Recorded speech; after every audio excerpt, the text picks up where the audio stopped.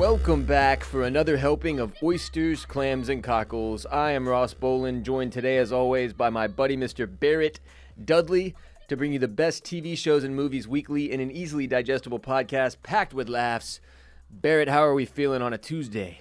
Oh, feeling just average. How about that? Okay. Yeah. It's about where I'm at. You know? Slightly above average here. Late July, going on, let's see, I have to count them. March, hotter April, than sin May, outside. June. Going on, about to wrap up basically month 5 of this shit. We're in the shit, Barrett. We're in the shit. We're deep in the shit. It's the dog days of summer. You know what I mean? You know they're getting rain in Houston all day today and yesterday? We were supposed to get a little. I mean, we sure could use it. We do need it, but we haven't gotten it. Boy, we need it.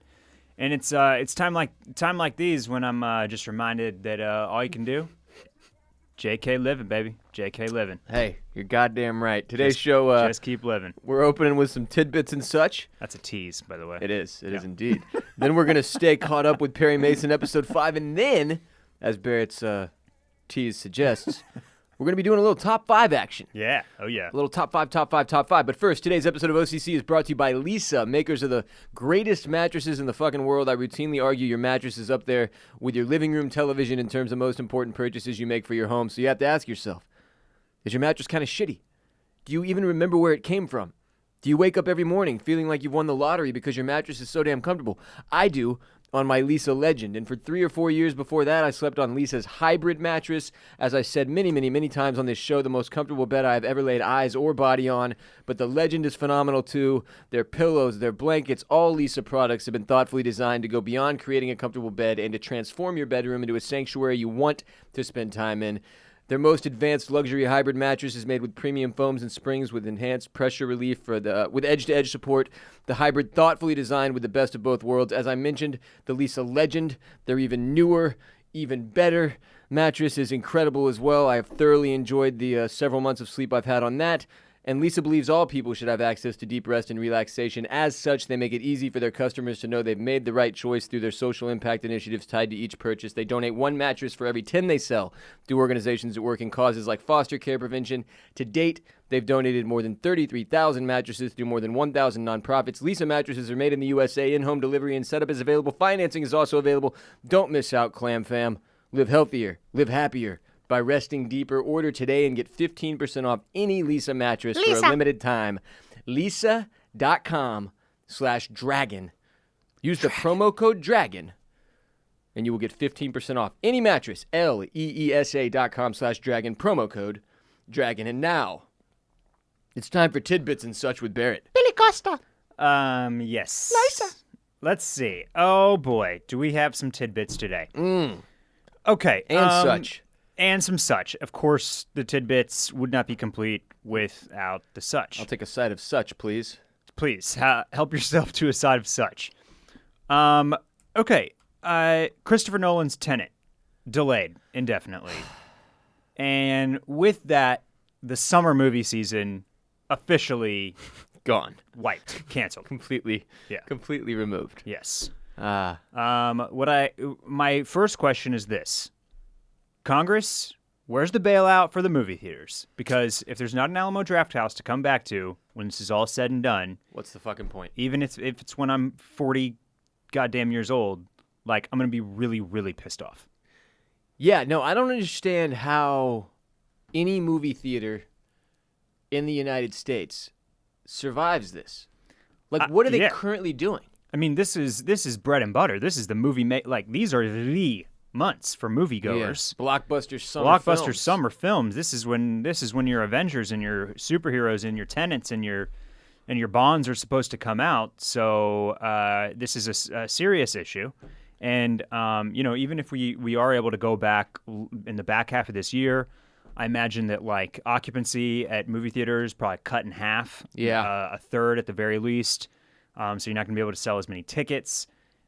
Would not surprise me in the least. Now that we're even being conditioned to pay $20 to watch a brand new movie at home, your movie ticket prices, I'm just guessing here, I've not even like read reports or anything like this, but I expect 2021 is going to be $20 to go see a movie.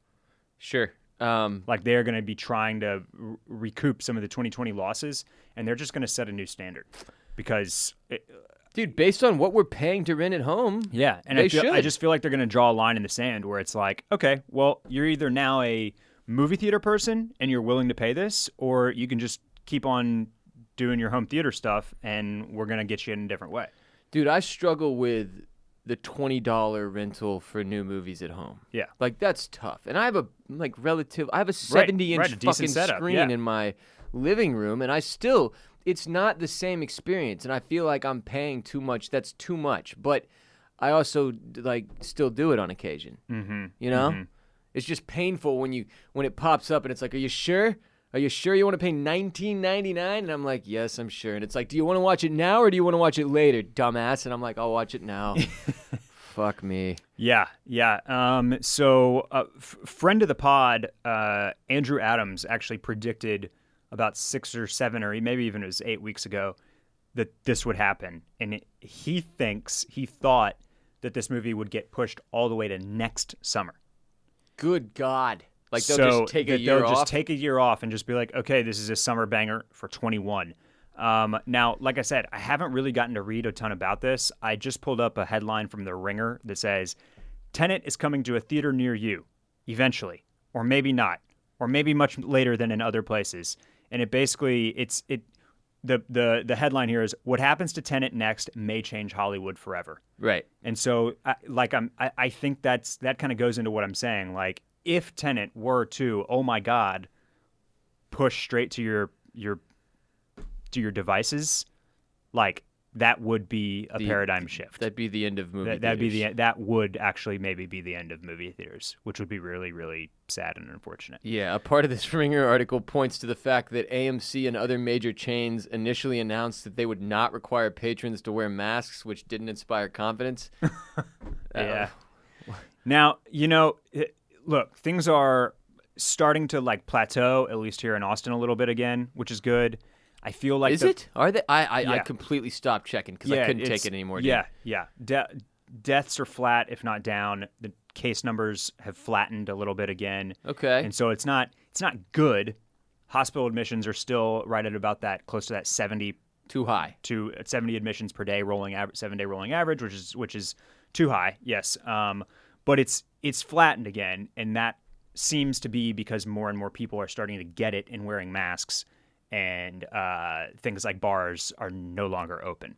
So It's like, I could foresee a scenario where we are back in movie theaters for the holiday season, in some weird some way, every either, 4 seats type of situation, either reduced or something. capacity or, I'm not sure about wearing a mask in a movie theater. Because you want to eat, that takes away from the experience. Down my face, shovel down, right? Yeah, exactly. So I'm not sure that they would try to do that. I understand why the movie theaters would say something like, we're not going to enforce mask wearing because people are trying to swill soda and they got to slang drink. They got shovel popcorn into their mouths. That's where they make their money. And if you can have restaurants open with smaller capacity and people no masks eating and drinking, it makes sense that you'd seems be able like you to could do that in a movies. movie theater. So, but we'll see. The question Anyways. is, will you go? If during the holiday season, if they open in some safe capacity, do you find yourself back in Alamo? Yeah, I think I would go back. Yeah. I think I would at this point. Too. Yeah, I mean, I'm every day that passes, it's like you just become a little bit more and more used to it, where you are intent on mitigating your risk, but Sure. at the same time you want to live as well. So it's just you know what I mean? You try to get somewhere in the middle. Yeah, another several months, and it's like, look, man, I'm happy to wear the mask everywhere I go. Right. But let me see a movie or something. Yeah, I feel you. Feel you. That's about where I'm at. It's like, I'm thinking towards, that's what, 3-4 months from now? Right.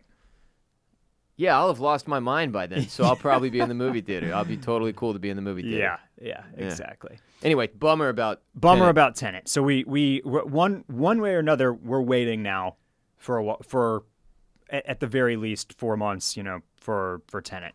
And we'll see what other type of news comes out about it. Scheiße! Okay, moving on.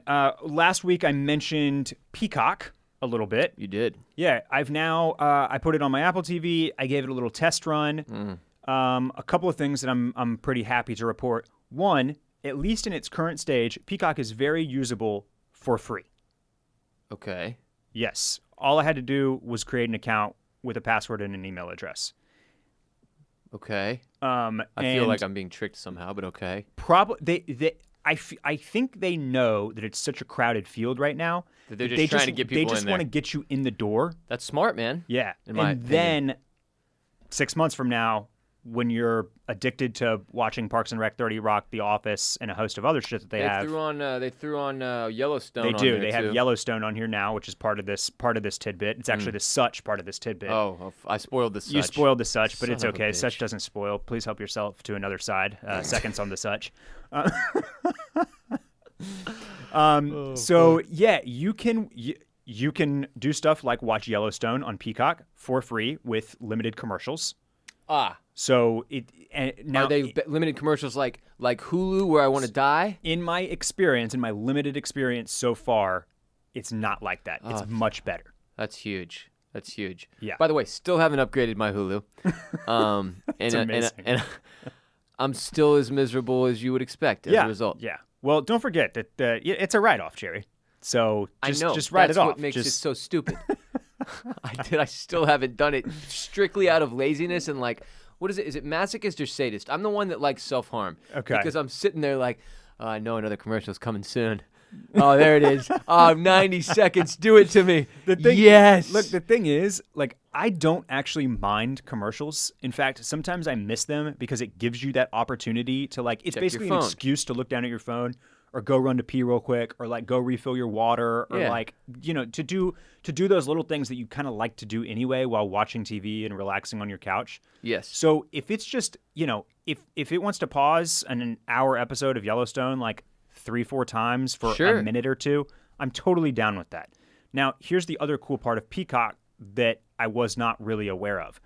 There is a live TV version of Peacock, also part of this free package right now, where it's all the NBC channels. It's all their groups of channels. So it's NBC, NBC Sports, True TV, the Sky Sports Network.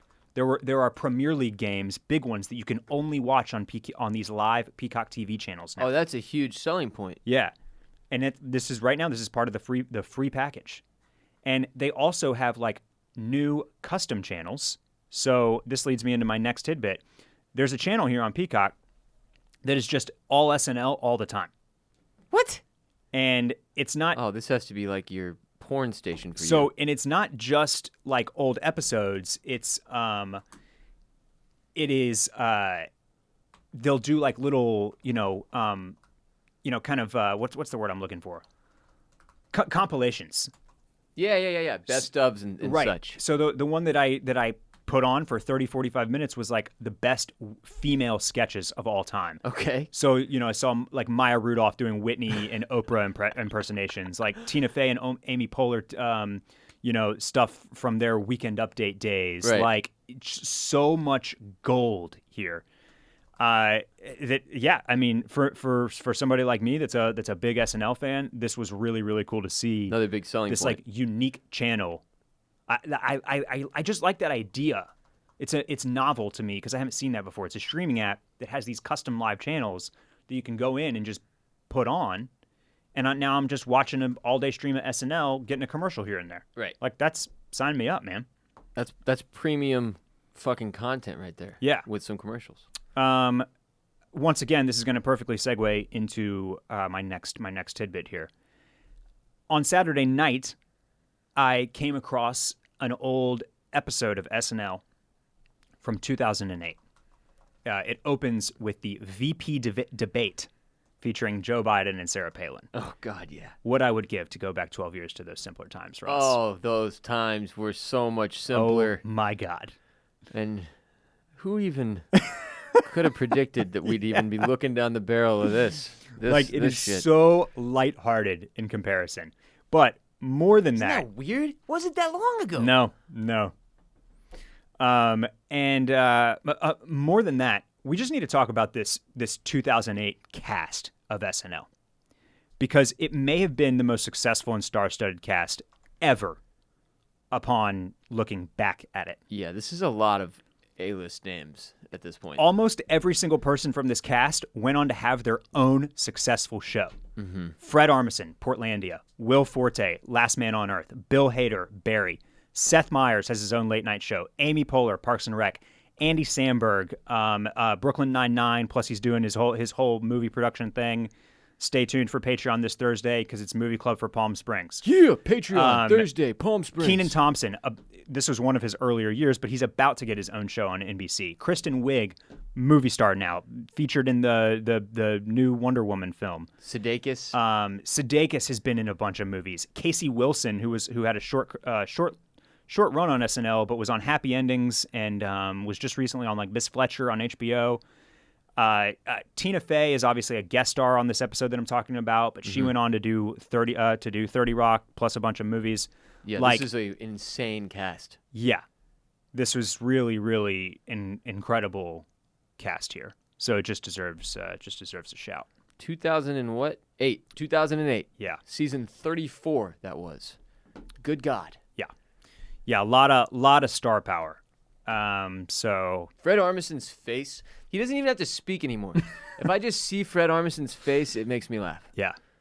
It just proves that like even when you think SNL is not very good, it is still incubating some of the best comedic talent out there. And which is the reason that oh my God, his name is slipping my mind. SNL showrunner. Oh yeah, Lorne Michaels. Yeah. Lorne is given so much credit throughout the industry is that he has this innate ability to discover the funniest people on the earth and give them a platform in some way, shape, or form, at least. Yes. Most of the A-listers you see exit SNL seem to have very nice things to say about the man. Yeah. Yes. Lorne! Yeah. So, he's just a great talent scout. That's at the very least. And moving on, last but not least, I just wanted to throw in some such here. I had a couple more notes on Dark. Have you been thinking about Dark still? Yeah, here and there. I really, I think we talked about this more on Patreon than we did last week, but I really, really wish this show had been week by week.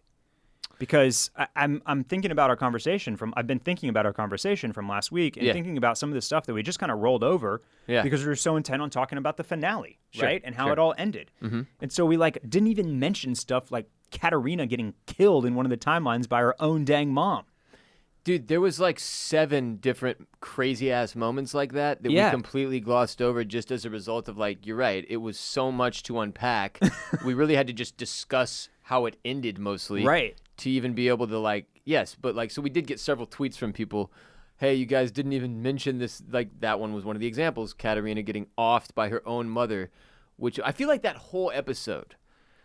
Was that the episode where every 4 minutes we flashed to another time? I believe it was, yes. And I was just like, that was very difficult to keep my head screwed on. Mm-hmm. And so it's almost like when that episode ended, I was like, okay, thank God. Never thinking about that again. Right. Get me to the next one and let's get the hell out of here. Because it just was a lot. And that's a show that absolutely, it standing by what we sort of spoke to before, could have benefited greatly. I think even from an audience standpoint. Totally, absolutely. Because think about the, what is that? What is the word? The density of conversation, right? Yeah. Is so much heavier when you have it on individual release dates where people are forced to watch, and then it's the Twitter effect. And this is very much a Twitter-friendly, conversational, holy shit, did you see Dark? Yep. Which you saw none of that. Yes. The only people tweeting about Dark is you and me. And the rest of the clam fam. And the rest of the clam fam. That was it.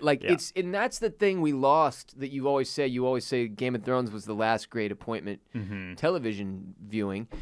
Because every Sunday, bro, at 7 p.m.-ish, an hour before Thrones came on in our time zone, it was nothing but Game of Thrones tweets everywhere. Yeah. And Twitter was like a buzz with Thrones talk. And then after the episode ended, even during the episode, you could do the live tweeting shit. And that's just not a thing anymore. And that brought so much enjoyment to me. Yeah. Especially with confusing shows with a lot to talk about, which Dark is probably more than any other show I've ever watched. Yeah, and it just would have given us really an opportunity to dive into. You're speaking about that episode, which I believe was 7. Which the goal of that episode was to show you the completion of everybody's cycle, basically, of their little loop. And I would have loved time to actually break down each one, and figure out okay, so this means that this is their loop where we can't tell what's the beginning and what's the end, right?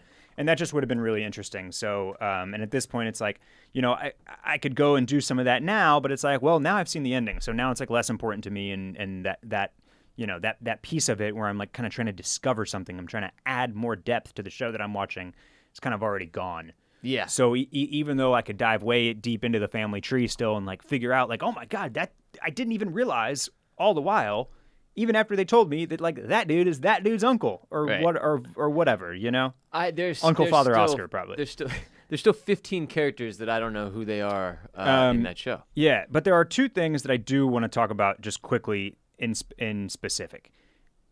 There was never a single mention ever again or explanation for Black Goo Marta yelling at Marta.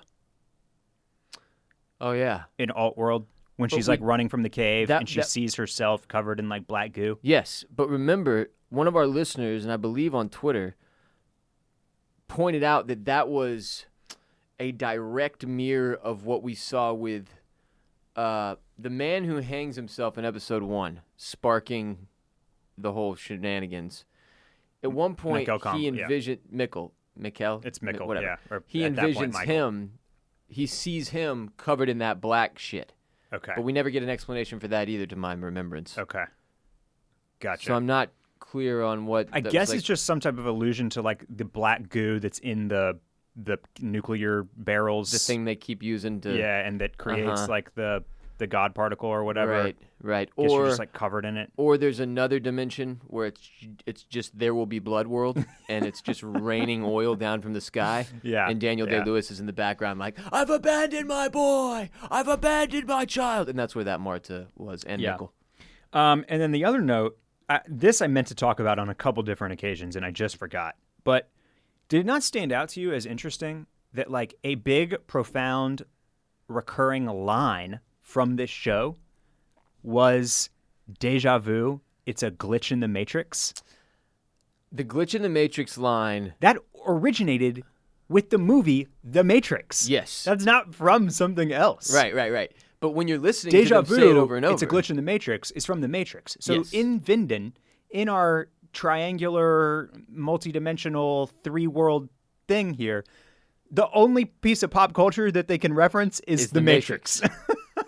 But when you hear him say it over and over, it I remember the first time I heard him say it, and I was like, that's a line from The Matrix. And then like it got said again, and I was like, well, maybe they don't know it's a line from The Matrix. Like maybe the writers don't know. But then it got said so many times that clearly it was almost like a tip of the hat, sort of, in a way, to The Matrix. And you cannot say glitch in the Matrix. You can also hear them saying stuff. So it's not like it was just the translation either. You can hear them say La Matrix or whatever it is. Fuck, they're like they are referencing the line from The Matrix. Yeah, over and over. Over and over. And I just thought that was so interesting and weird. But there was a point where that struck me in the final season too. It did. After I had finished, I think it was like over this weekend, I was thinking about some things. And over the course of 2020, we've obviously talked about a lot of shows and done some deep dives into examples of the multiverse, right? With Devs, with Interstellar. And first things first, anybody out there that thinks that deja vu is just like, oh, something like this sort of similar has happened before. I just can't quite put my finger on it. Right. That's not what deja vu is. Deja vu is when you experience something and you have a weird positive feeling that this exact moment has already happened. Like you can almost feel like you can predict what the other person's about to say because there's this strange lingering feeling that this moment has already happened. You know what I mean? Yeah, but here's the weird thing. That, like, personally, I've experienced that. I've experienced the version of deja vu you're explaining, but it was like only when I was much younger. I remember having like these specific moments where I was like, whoa, this is fucking weird. But it's been a really long time. I think it does happen less as you get older. I think I agree with you there. But because your soul from the prior life loses its memory or some fucking shit. I don't know. But the reason that it came to mind is because I had a little brief moment of deja vu, like standing in the kitchen. I was like, wait, this exact thing has already happened. You weren't holding a knife, were you? So that So that got me to thinking about why deja vu is important to these moments. And it's because, and I think it's because if you try to explain deja vu in a way that's not just like a little synapse firing wrong in your brain, it could potentially be because if time does exist outside of our own linear perception, right? If it exists like it does in Interstellar or Devs, where every single moment is actually occurring simultaneously all throughout a different dimension, basically. Right. Then it would make sense that your mind could, that once you experience it in your own version of linear time, that your mind pulls it randomly from some other place where it has already happened, is happening, and will happen again in the future. And now we're talking like Dr. Manhattan from Watchmen. I mean, we've done so much, we've covered so much that covers this ground. Mm-hmm. But I think that's why these shows gravitate towards the idea of deja vu in that way. Because it's the most comprehensible one. Yeah, it's kind of our closest experience to something that could be explained by a multiverse, basically. Sure. Lady, you're scaring us. By a non-linear version of time experience. Speaking of multiverses, the movie that we have chosen for Movie Club this month. Once again, yeah, we're going multiverse. Patreon.com/oysters, clams, cockles. Barrett and I will be recording this Thursday and releasing Thursday evening. The episode should be available on patreon.com/oysters, clams, cockles, ad-free for all the members of the Crustacean Nation and Mollusk Militia supporting the podcast right there with a $5 minimum pledge to be a part of the Crustacean Nation and a $10 minimum pledge to be a part of the Mollusk Militia and receive that 4th additional ad-free premium episode driven entirely by hotline calls from the Mollusk Militia hotline. We're going to be doing Palm Springs, which is on Hulu, right? It is on Hulu. It is on Hulu. I was fortunate enough to watch this movie on someone's premium Hulu. So I did not have to watch it with commercials, but it does delve into multi. At one point, he's like, yes, I'm familiar with the multiverse theory. If you have not watched Palm Springs, it is among my favorite things I've watched this year, movies-wise. It is among my favorite comedies I've seen in quite some time, movies-wise. Like, I can't name the last comedy that stuck with me in the way that Palm Springs did. And now, I'm not going to spoil anything here, other than to say it takes a concept that has existed in movies past, and it sort of toys with it in a very clever and intelligent way. It's just very well written and acted. Go watch Palm Springs on Hulu. Tune in this Thursday on patreon.com/oysters, clams, cockles. Join the Crustacean Nation or the Mollusk Militia. Support the podcast and enjoy our breakdown and takes and review of the movie coming up this Thursday. But and you mentioned Andy Samberg from the 2018 lineup of SNL. He stars in the movie. He stars in the movie. He does. He's the star of the film. He's very good. Yes, he has large teeth, and so does his co-star. Co-star. Thank you. What the? Kristen Milioti. Co-actress. What the hell's wrong with me? Spoiler alert: she is the mom. What? In How I Met Your Mother. Oh yeah. Also in the movie. It's another mom-daughter, daughter-mom. They're both in one and the same thing. Just kidding. Not at all. I keep getting yelled at by people who are huge How I Met Your Mother fans. Uh-huh. And the really fucking annoying thing about these people is they don't ever spell out How I Met Your Mother. They put right. H-I-M-Y-M. Y-M. And every time I get, it's like, every other day I get one of these tweets and I have to Google it every time because my brain doesn't withhold information from like that long ago. But yeah, Palm Springs this Thursday, patreon.com/oysters, clams, cockles. Back to you, Barrett, with more tidbits. That's actually my closing tidbit. Just Dark is staying with me, and I just had to call out the Matrix thing because it was so interesting. And so that'll do it for Meine Welt and Jona World. I can't remember the Tuna World. Glitch in the Matrix. Oh, I want to give an HBO. Meine Welt. Let me sprinkle some such on top. Oh, yeah, please do. HBO Max update. I can't remember if I told y'all this or not. Doesn't really matter one way or the other. I was informed by Google Fiber that essentially what I have to do is cancel my HBO subscription and then subscribe strictly to to HBO Max for $14.99 through the app. Now, the interesting thing, Barrett, is that right now, much as you spoke to with Peacock, it is allowing me to access all of HBO Max without being signed in. Now, I don't know if that's Okay. temporary and the same strategy in an effort to reel people in, but when I try to sign in, it tells me to go F myself, and then it still lets me watch whatever the fuck I want right now. So, not sure what that's about. Hoping it doesn't change because I really don't feel like having to call Google Fiber, where I'm quite certain there is like one employee who is an android working the phones for their, 20 million idiots that got roped into this with me before they were like, cable's stupid. Let's go back to doing internet stuff. and yeah, so not sure what that's about, but HBO Max for me right now is still available for freezy. Maybe it's like a trial period thing. It'll probably be gone when I get home just because I spoke about it, but thought I'd throw y'all a bone if you want to see if it works for you too. Yeah, there you go. Yeah, some such on top. And that'll do it for Tidbits and Such with Barrett. Another phenomenal segment. Thank you.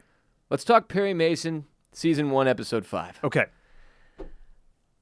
This was, okay, first, just up front, best episode of the season so far for me. Not sure if it connected with you like that, so tell me. Yeah. Tough question. I need to preface this by saying I am my co-watcher of this show is not enjoying it the way that we are here on the podcast.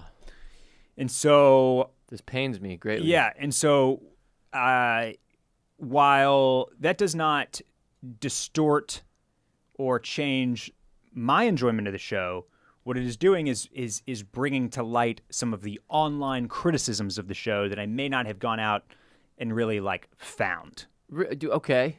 And so, well, now I'm somewhere between wanting to know what they are. Well, I'll talk about them a little bit. Okay. They're earmuffs if you don't want online criticisms. They are. I think they're semi-valid, and they don't really interfere with the things that I like about this show anyway. What I'm going to try to do is flame each of these counterpoints. But there's a lack of cohesion, I think, with some of the storylines for some people that don't add up in into meaningful ways. So basically, what's the point of his airport girlfriend? That's a very good question. And are they developing Detective Paul Drake enough? And just some basically just some, I think so. Some hit or miss type stuff where it's what are these parts of the story kind of congealing in a way that really takes this show to the next level? But like I've said over the course of the first 4 episodes, what I like about this show is the performances themselves, especially from Matthew Rhys. I just love the setting. I like the 1930s Depression era LA noir setting. Yes. And the mystery and the case is one that grabs me. Now, yeah. Here is my own personal reason why I agree and disagree with your proclamation about this particular episode. Okay. I loved that we're moving straight into, now here's how he becomes a lawyer. Yeah, that was tight. That stuff was all really cool. And I was worried they were going to make us do 2 episodes of law school or some shit, and I was just like, oh, God. So I was the only downside of that is that I think that confirms that this is probably 1 season. Really? Yeah. Because I thought we were going to get this maybe several season arc about him he's getting this to gritty that point. PI, then something happens, then he makes the turn and be like, I need to become an actual defense attorney so I can protect the innocent in a better way. Sure. But really, that's just, spoiler alert, but EB really is gone. Oh, yeah, he's very dead. So that John Lithgow, he's out. 4 episodes, man. That half the season, he's done. That was one of the reasons I loved this particular episode so much, is it opened with a very shocking suicide. And then not only was it a shocking suicide, the way they handled his suicide and explained it to us, how Perry points out, he knew you would clean this up for him. Right. Which makes him a coward. Yeah. He put this, and then we find, it turns out this guy's kind of been a piece of shit his whole life.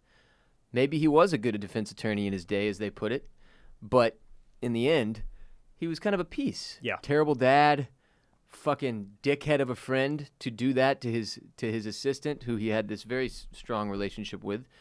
It was absolutely the coward's way out. Yeah. Also, just a very gruesome, gritty start to the episode. Yes, as this show is wont to do. So beyond that, after 5 episodes with only 3 left, we're suddenly really chugging on this path to Perry becoming the defense attorney. But I did feel like this episode, the piece of this that was all originally very True Detective-y, which was like the dark, dirty secret of the church and what are they doing with the kids and the baby's eyes sewn open and Took like a little bit of a backseat. all this weird episode. occult stuff. Yeah, it's like we're that got no further development basically, and now we only have 3 episodes left, and we haven't even like. I just thought we'd get like a few more pieces and a little bit more focus on the kind of tawdry, underbelly of what's happening with the church and the people behind the scenes. And last week I said that there's no way it was just going to be as easy as pegging the fourth man as the as the piece of the puzzle that we're missing here.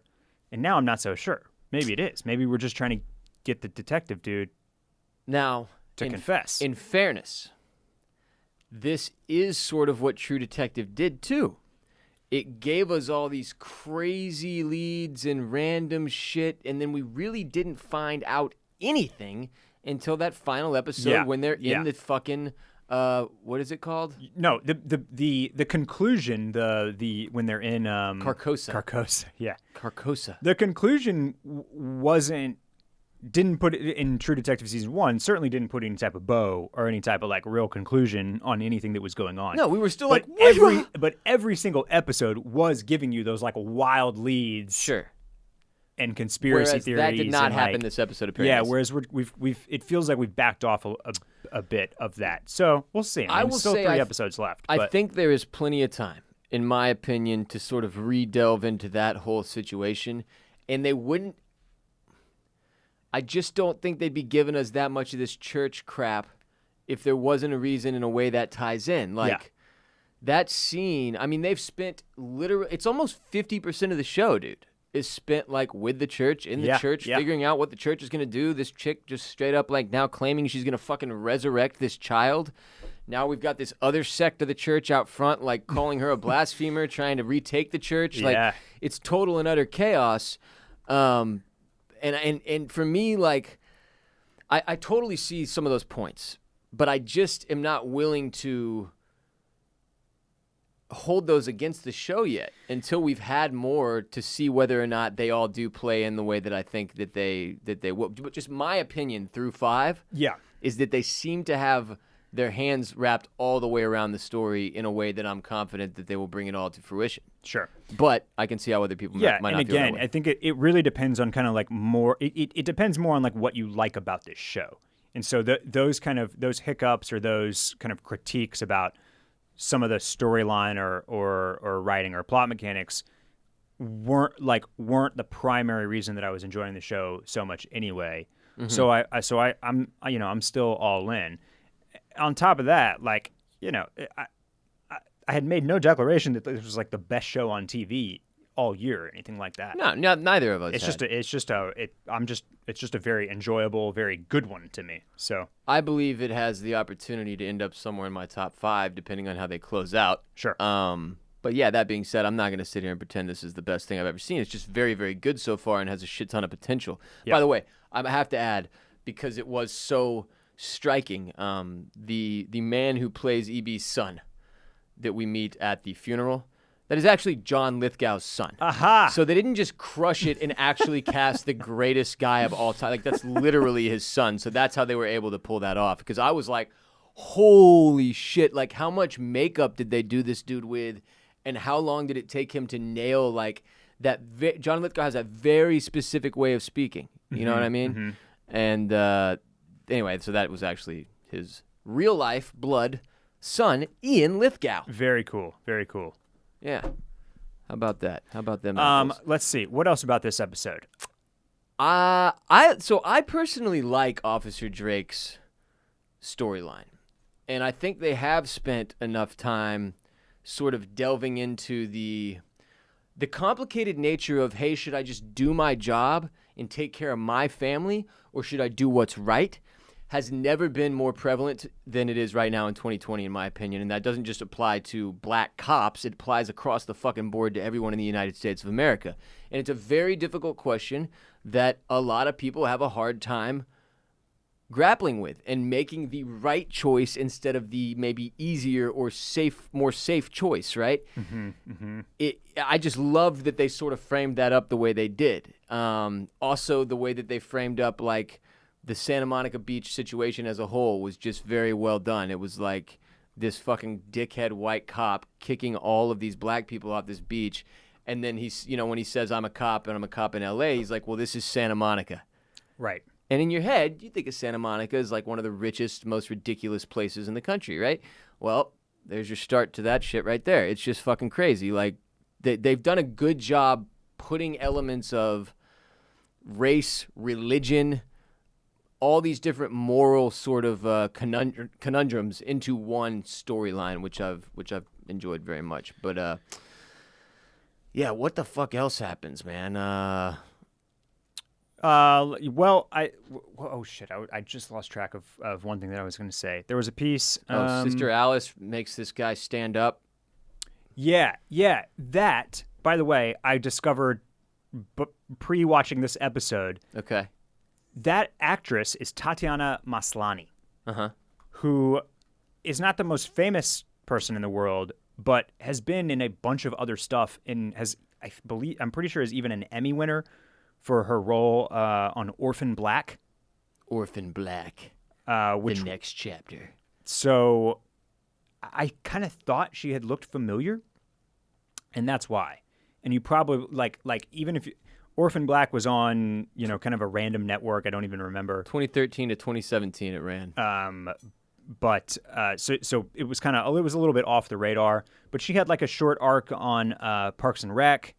And she's also a voice actress. She's been in Robot Chicken, BoJack Horseman. Yeah, so there's a good chance that you do recognize her from other stuff. But she's a powerful performance on this show.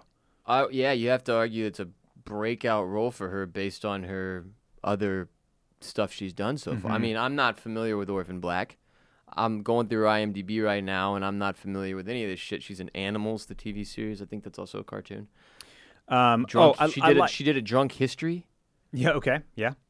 I like the. I'm interested in the plot, the piece of the plot with the new appointed lawyer who's in the pocket of the DA. Yeah.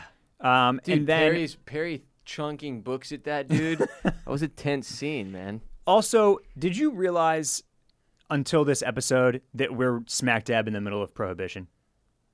Not until they kept bringing up alcohol being illegal, or like he keeps bringing up like he points out it's not illegal to drink it; it's illegal to sell it or to possess it or something. I can't remember. But yeah, but we saw alcohol at a party though, at that Hollywood party, in like episode 1 or 2. Everyone drank during Prohibition though. It's like weed in Texas. If you want to smoke weed, you smoke weed. If you wanted to drink during Prohibition, you drank. But you wouldn't show up at a party and there'd be a bar handing out joints, though. No, probably not. It's Unless not you were at Snoop Dogg's house or Dan Bilzerian's or something weird. Anyway, or my house. The new defense attorney calls Perry out for drinking, and he yells at him. He's like, "It's only the production, the sale, or the distribution, and the transport of it, or something. Yeah. But drinking it is perfectly legal, or whatever." He can pour it down his gullet all he wants, or some shit like that. Yeah. So I hadn't totally made that connection. There are also probably for people that are brand new to Perry Mason, like you and I are. There have apparently been characters introduced, especially in this episode, that are not historical, but characters from the original show. Oh, so that were on its big moments for old school Perry Mason fans. Yeah. Well, that's fun. Yeah. I'm still all the way in. This one dragged me even further in. Honestly, I don't know if it's. The story did seem to take a bit of a backseat in this episode, but the development of the characters, the introduction of new characters, the slimy DA that was in the pocket, all the corruption that they're starting to show, went in different. I mean, again, I'm with the people who are saying, well, what the hell? How does this all tie together? Like, what are we doing with the church? What is the deal? Like, now EB's gone. We had this, like, very powerful, conflicted character in EB who's been removed. Like, what is Perry's relationship going to be like with, what's the name of the guy that Stephen Root's character, Maynard Barnes? Like, what is that back and forth going to look like? We've got the church fully backing Emily at this point. Dodson. Correct. Yes, Emily Dodson. Dodson. We got Dodson here. We got Dodson here. Nobody cares. And bailing her out of jail, like the church being that active in a hand in a very legal, fluid legal situation, which this woman has not been proven innocent, is obviously very fascinating. Seeing both sides of the coin, like the church is collecting all this money from all these people all around the world who are like, do God's work, you're doing it, resurrect that child. And then all these death threats from people who are like, you blaspheming bitch of a whore. Like, how dare you say that you have the ability to bring a dead child back from the dead? Right. All that stuff is incredible. It's just like we don't yet know where the fuck it's going. Do you have any sense of how she's going to do that?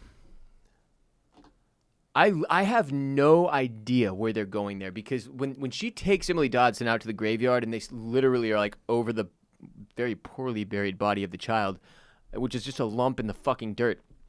And she says, like, when are you going to have to dig him up when you do it?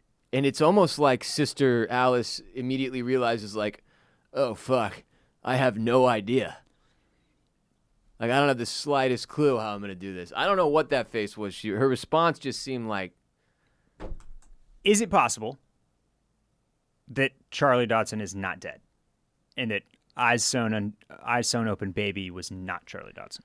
The only reason that I am a little bit, like, hesitant to claim Charlie all the way dead, or that there may not be some other version of a twist there, is the movie Changeling, which is a similar time period Angelina Jolie film. Interesting. Where the premise is that her child is lost, and the LAPD, it's specifically the same era, the LAPD brings her another child and is like, look, we found your boy. And she's like, this is absolutely not my fucking kid. And they're like, yeah, it is. And you're going to take him home now, or we're going to put you in a fucking mental institution. And I won't spoil that movie because it's a very, very powerful, moving, incredibly emotionally upsetting film. I highly recommend Changeling. But because of that, and it being the same era and in the same police department for that matter, I'm starting to wonder what exactly, like, I don't remember definitively if we ever got some type of, like, DNA test or, like, what the hell in the first few episodes to prove that it was Charlie Dodson or what the situation is there. But it certainly seems at the very least that Sister Alice might attempt some type of insane switcheroo. Yeah. Because we know you cannot raise a child from the dead. They can't do that on the show. That's not what's going to happen. Right. That's absolutely not where they're not suddenly going to go, and now this shows a supernatural element where this woman can bring people back from the dead. Yeah, that would be really fucking hard to recover from. And we have her weird... Look, we've got Sister Alice's weird kind of attachment to this case.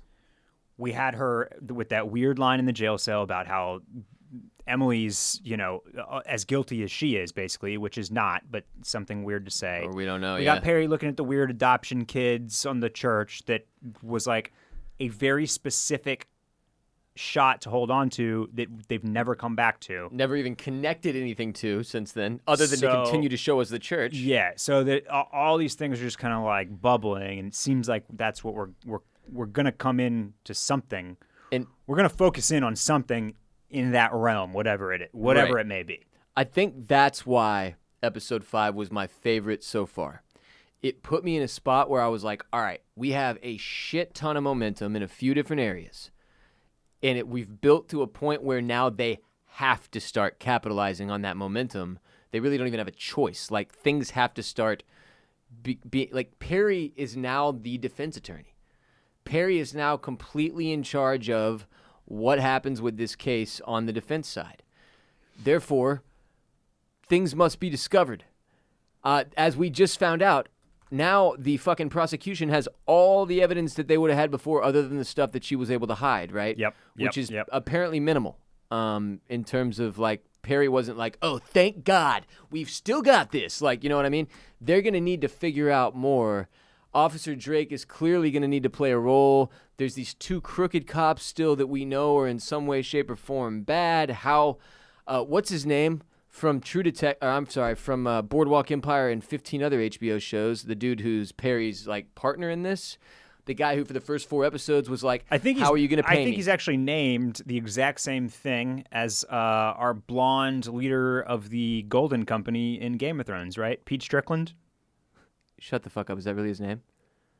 I think it's Harry Strickland. Harry Strickland in Game of Thrones. But it might as well have been Pete. Harry was one of the worst characters in television history. Harry Strickland. I took care of it. That's from Dumb and Dumber. That dude's finally like, every episode, how are you going to pay me? How are you going to pay me? My wife's going to kill me. You got to pay me. You got to pay me. You got to pay me. He ends up in a whorehouse with the crooked cop in this one, and you think, oh, frick, Perry's going to lose his pal. Like, this guy's definitely going to turn. Well, the guy immediately gives Perry everything he had and goes so far as to be like, I no longer give a shit if you can pay me. Yeah. I'm in this for, like, the moral reasons, not the money anymore, which was a big, big turn. I don't know if that dude's going to survive. If I had to pick somebody to go out on the good side, I would probably pick him. Just saying. Pete Strickland, Death Watch has begun for me. What else? That's all I got, man. That's all I got, man. Yeah. It's been a hell of a ride so far. I'm looking forward to seeing how they close it out. And how we are going to close out today's episode is with Matthew McConaughey's top 5 movies. Oh. All right. Oh, that's right. I got it wrong, didn't I? Question. Yes. Was this difficult for you to do or easy? Both. Because we've encountered some actors and actresses that it's where we're very like, hard. Yeah, no, it was relatively easy. What stood out about this to me is that some of McConaughey's best roles have required him to put in about 15 minutes worth of screen time. Like Wolf of Wall Street. Wolf of Wall Street. Yeah, for example, which I didn't put on my top 5. Neither did I. Don't think it's fair to. But I do have a couple of things on my top 5 that he's not a lead in. Sure. I have one. So that's kind of what stood out to me. Just to talk about another one of those is Tropic Thunder, where he's Pecker, the agent. Tropic Thunder is on my honorable mentions with Wolf of Wall Street. Like awesome role that he crushes. Just can't be considered a top. But it's just slightly too small to throw on the list. It's not a McConaughey movie. He's a side act in it. The other piece of this is that for me, McConaughey, like Detective Russ Cole, True Detective, I would like to just put that on the list. Yeah. Honestly. Because when you do something that's that just imprinting, that's that permanent, that goes for 10 episodes, that's 10 hours, that's basically like, it's 4 movies basically. Like, it's so significant. And my idea of McConaughey, much like time, circles on that show. I found myself in the same. Obviously, it's a television show, so we can't put it in the top 5 movies. But when I think of Matthew McConaughey's body of work as an actor, True Detective is the number one thing at the top of the list. Right. Still. Yes. Exactly. Right. Yep. And my number one movie of his is right behind that, probably. But True Detective Season 1 is among the greatest feats in acting that I have seen. I would almost put it on the level of like Heath Ledger's Joker in terms of how it redefined this guy's entire career. Unfortunately, Heath Ledger passed away after the fact, but it was like a very, very dark, unbelievably good performance that drew you in like nothing else. And the show was just it was just an incredible season of television. Yeah. Beyond that, I have another one for you. A small role that was an honorable mention for me. Bernie. Okay. Did you ever see Bernie? Never seen it. Recommend Bernie. Yeah. I recommend Bernie. All right. Good little movie. Jack Black. McConaughey's a little smaller character. Another piece of this is that I don't have McConaughey's Oscar award-winning film on my top 5. for a couple reasons. I know that this movie has not aged well. People hate this movie now in like the Dallas Buyers Club? Yeah, in the world of LGBTQ? yes, and No in shit? that community. Yeah, Oh, very that's not very good. yeah. Excuse me 1 second. No, don't. Deleted. Here's No, the I'm just thing. Here's the thing.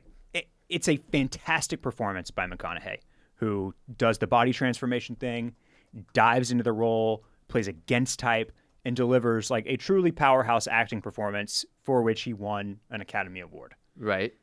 Because of its place in movie-going history, as you know, with a modern mind, with a modern eye towards it, I left it off, and because I'm not putting that movie on ever.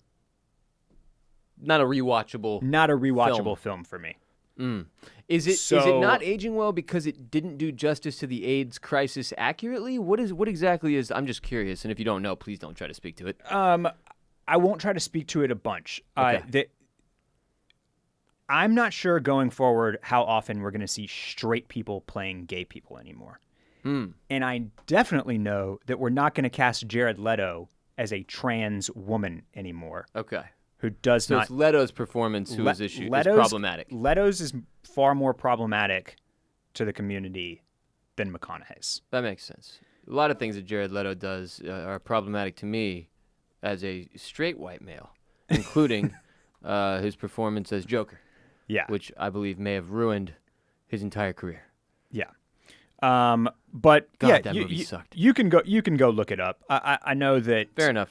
I know I'll read that, about it myself. Yeah, the LGBTQ community doesn't look upon that movie as kindly as they did as the representation of their liberal struggle. and as the liberal movie going public and award giving body as favorable as they were looking upon it in 2014 or whatever. Yeah. Okay. 13. That makes sense. That makes sense. I will look into that. Having said that, I have no problem with it being on anybody's list because it's still a, let's remove all of that from it and take out the historical liberties that the writers and directors took with the story. Performance-wise. Still a great performance from McConaughey. Yeah, absolutely. Yeah. Well, you just fucked up my whole shit, man. I'm just kidding. Killer Joe on my honorable mention list. Did you see this? Yeah, it's super high on my top 5. It might be my favorite McConaughey performance because it's so incredible. Dude, I just can't handle.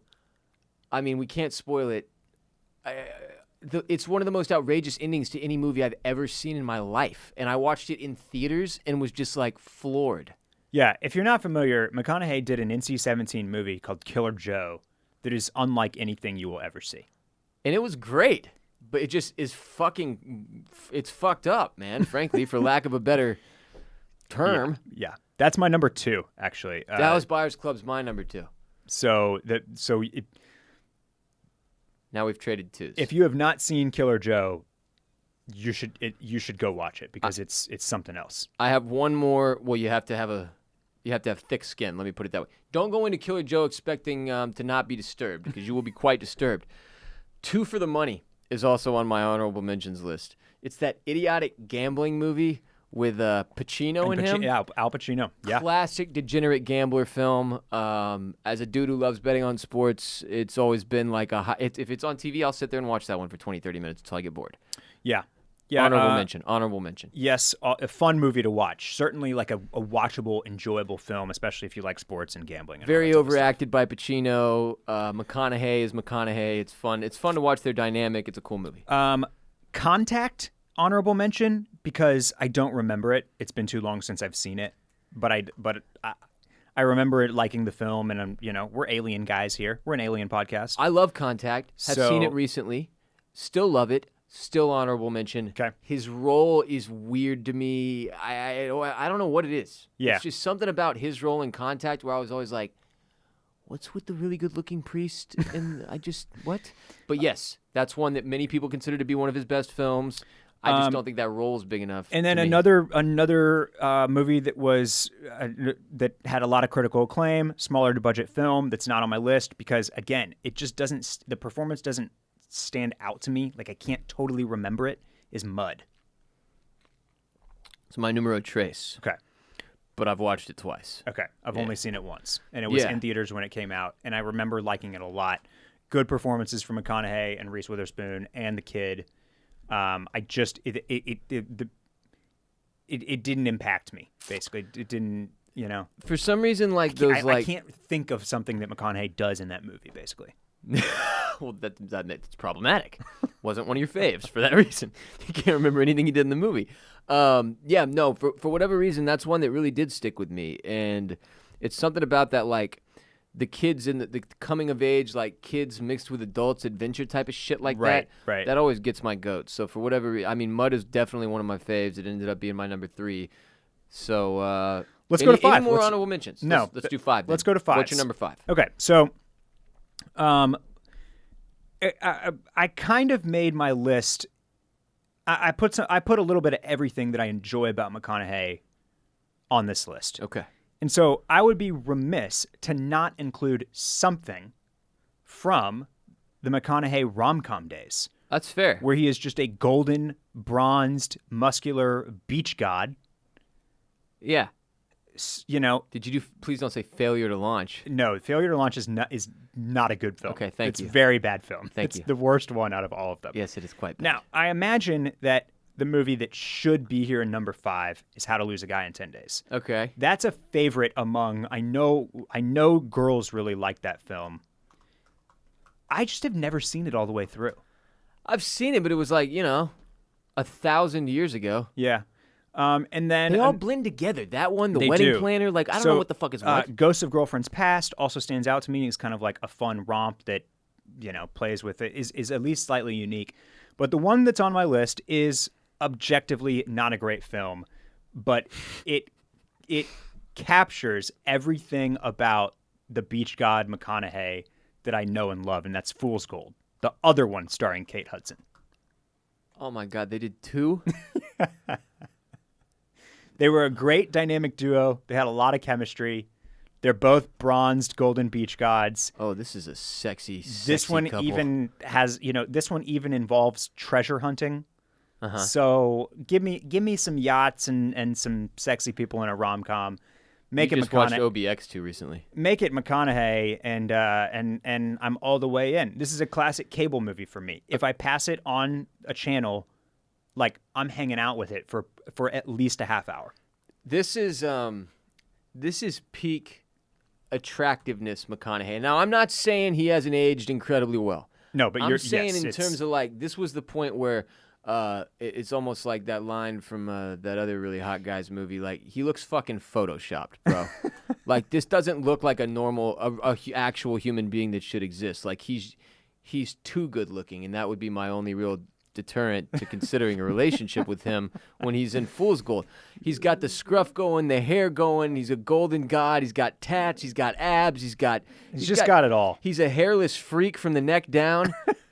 I mean, just an unbelievably hot man in this movie. He's just a hot piece of man meat. God, and she's not bad to look at either. Okay, give me your 5.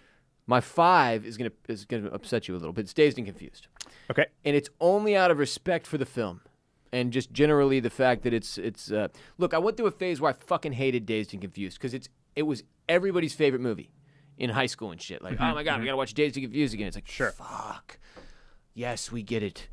We all smoke a little weed now and then or whatever. It's fucking fun in high school. But I didn't love that movie when I was younger, and I have watched it more recently, and it's obviously incredible. It's one of the all-time GOATs, probably in Americana cinema for me. Yeah.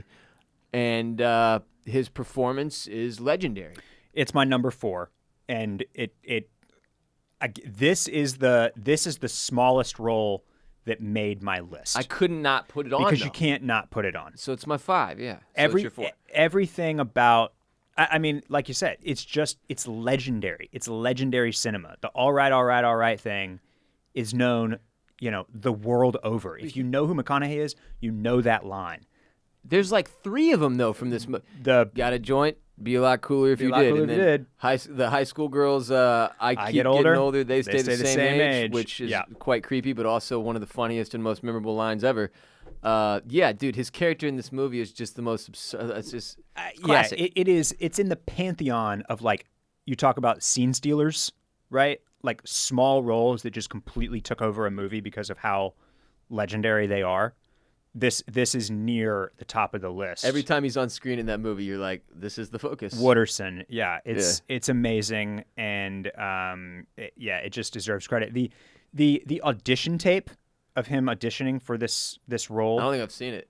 Oh, it makes the Instagram rounds at least once a year. Oh, we got to put it on ours then. Yeah, definitely. Note to myself right now. You talk about peak McConaughey looks, though, and he's obviously like 20 years old or whatever, auditioning for this role. Uh-huh.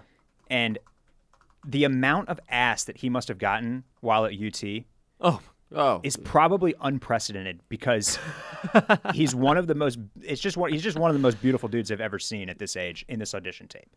Like, his face is perfect. His face is objectively perfect. He has an objectively perfect face, you're saying. Yeah. Okay, and that's I can't really argue with that, frankly. Have you pulled it up? Can you see it? Can you see it?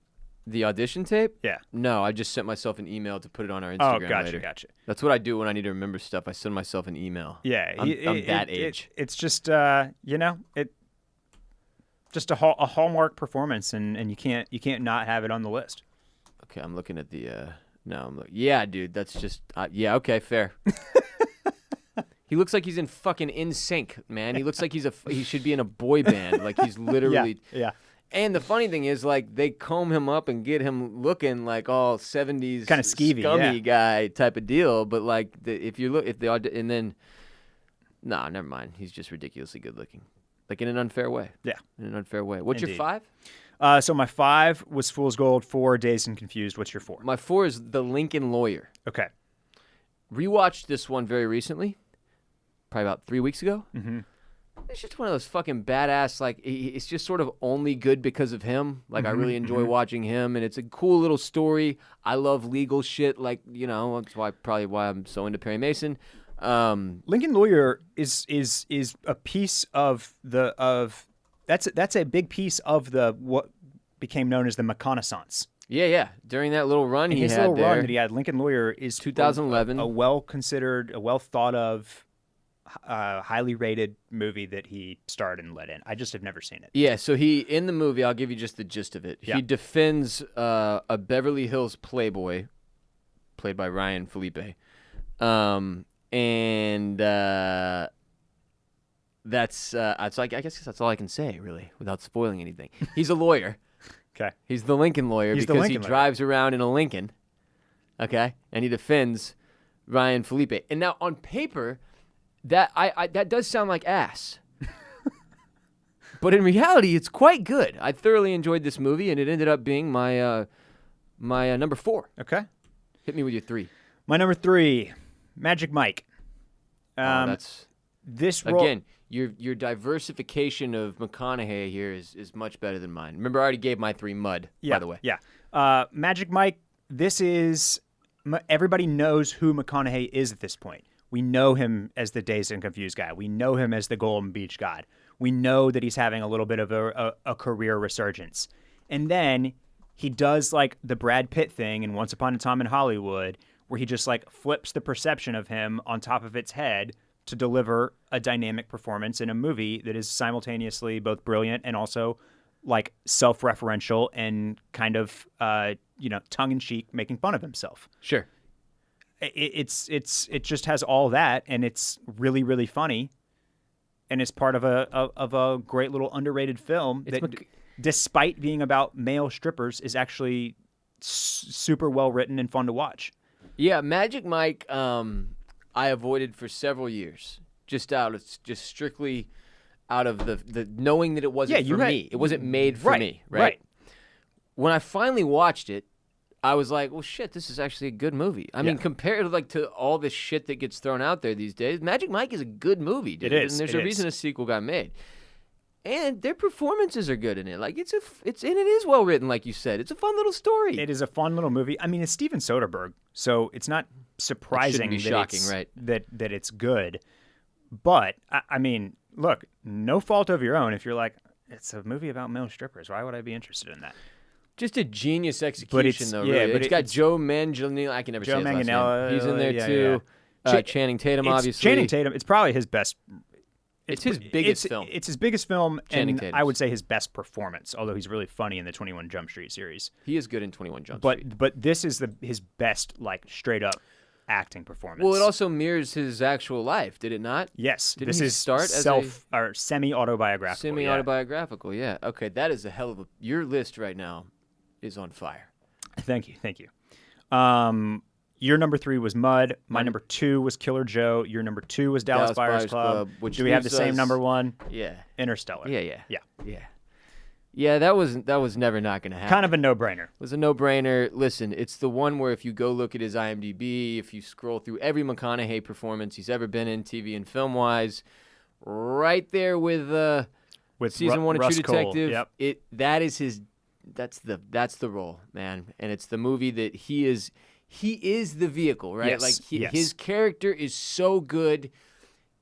If you crush your role enough to where it's like memeable and it's not like because you were bad, right? That's a great sign. The fucking scene of him crying, just like there's so many different great scenes in this movie. It fucks with a lot of the stuff that we've thoroughly enjoyed in terms of time and in terms of all these different crazy things. And it was just so well done through and through. And his performance is so awesome in what is one of my favorite movies.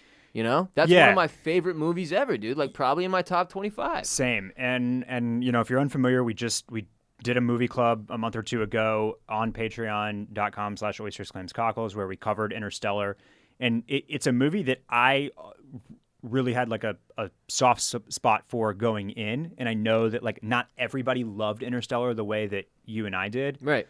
But man, it holds up so well. It was so good. It was so much fun to go back and rewatch. His performance, like I know that like a Nolan blockbuster doesn't like that's typically not where you're gonna get nominated for a lead role, but like this I guess Leo didn't get nominated for Inception either. Mm-mm. But I don't think so. I mean he carries this movie. He's just phenomenal in it. It's like enough of a twist on standard McConaughey coolness. Yeah. Yes. That he like. As a scientist that's going into space and shit, and just everything about this, it's just a great freaking movie, man. It's just a great movie. I've been talking about Hans Zimmer way too much this week, but like Hans Zimmer's score to the film, everything about it stuck with me in an impactful way. Yes. But nothing more than McConaughey's performance and his character and just the way that he makes everything work for this movie through his acting in this film. So, yeah, that's not shocking to me that it ended up being both of our number ones. Yep. In the McConaissance, as I think you put it, is that what it was? The McConaissance, yeah. McConaissance. This was the peak aside from True Detective. Yes. Interstellar was a blockbuster, Christopher Nolan, outer space, insane trailer with Hans Zimmer's score that he fucking carried, and he did the thing, man, and there you go. That's how it ends up on the top of your list. So to run through my 5 again: Dazed and Confused, number 5; Lincoln Lawyer, number 4; Mud, number 3; Dallas Buyers Club, number 2; and Interstellar is both Barrett and I's number 1. Barrett, hit us with yours one more time.